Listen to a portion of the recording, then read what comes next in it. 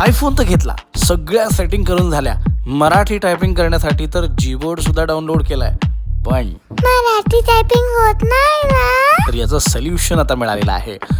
पटकन तुमच्या ॲप स्टोअरमध्ये जा आणि विस्पर फ्लो हे ॲप्लिकेशन डाउनलोड करा, इन्स्टॉल करा आणि त्याच्या बेसिक्स काही परमिशन्स त्यांना द्या. आणि आता विस्पर फ्लो हे ॲप्लिकेशन सिद्ध झालं आहे तुमच्या वतीने व्हॉइस कमांडच्या माध्यमातून मराठी टायपिंग करण्यासाठी.